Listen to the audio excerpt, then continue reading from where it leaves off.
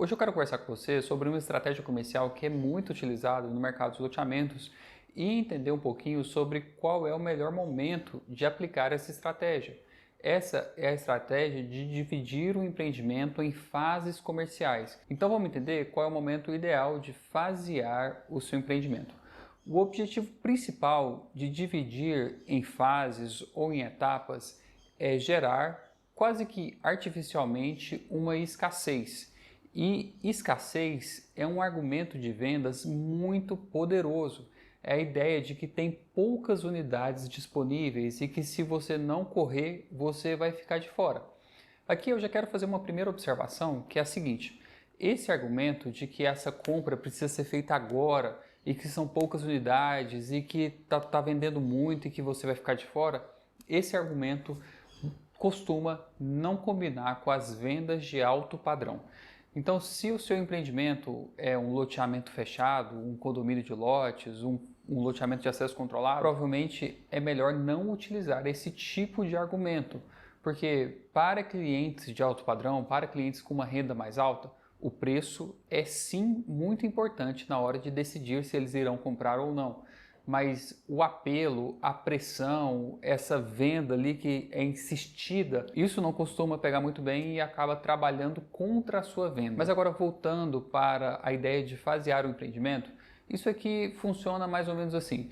Na primeira fase você vai lançar 600 unidades e aí o lançamento disso é imediato, essas 600 unidades irão para o mercado imediatamente e depois uma segunda fase será lançada daqui 48 meses com mais 300 lotes.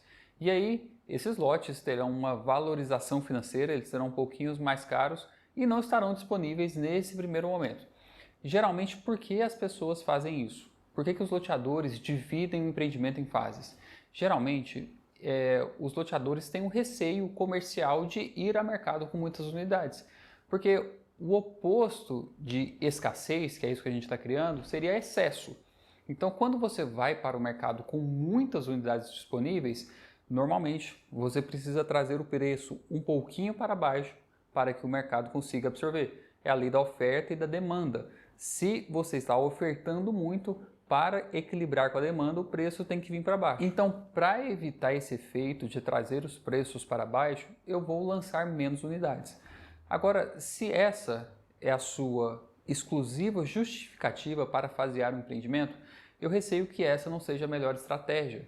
Porque se você está planejando lançar unidades daqui tantos meses, você está acreditando que você vai encontrar com o mercado consumidor mais ou menos parecido como é hoje daqui tantos meses.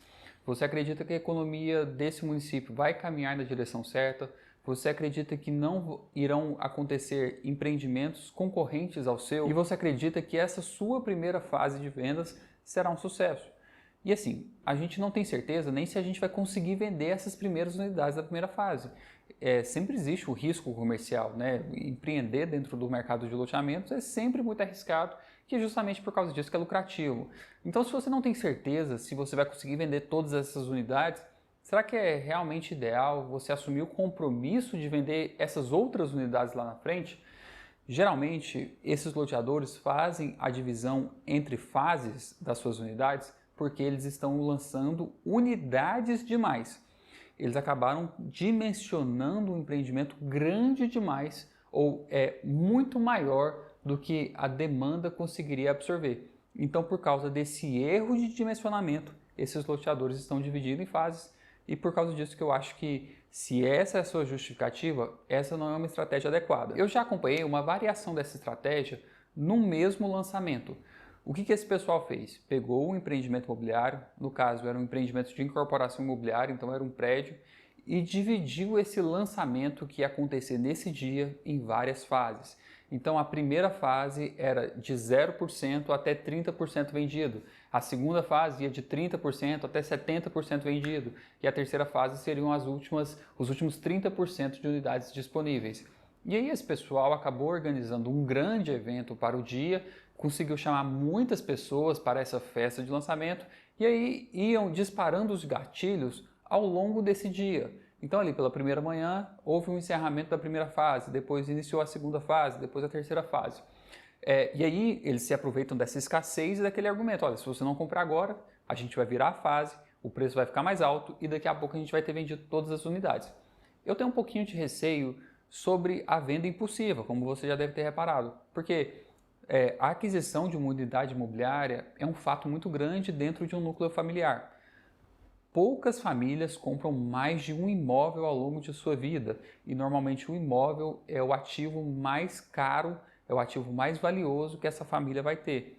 Então, se essa família compra um imóvel na impulsividade, ali na data de lançamento, ninguém garante que essa família vai manter essa aquisição, vai manter essa proposta ou esse contrato ao longo de toda a vida do empreendimento. Pode ser que ela mude de ideia no futuro. Então, qual é a minha sugestão? Eu sugiro que você trabalhe com gatilhos de preço a partir das unidades vendidas. Então, isso significa que você vai ajustar o preço da sua tabela de vendas sempre que você vender tantas unidades. Por exemplo, a cada 10 unidades vendidas, eu vou ajustar o preço de vendas um pouquinho para cima. Claro que se você não estiver vendendo todas essas unidades na data de lançamento. Você vendeu algumas unidades ali no lançamento, depois a tabela já será ajustada para a segunda fase. Então, a cada 10 unidades vendidas, eu vou ajustar um pouquinho a minha tabela de preços. Então, dessa maneira, eu estarei utilizando as minhas vendas, a minha atividade comercial como parâmetro para ajuste da minha tabela de preços. Mas agora é sempre importante lembrar qual que é a nossa filosofia central da nossa tabela de vendas.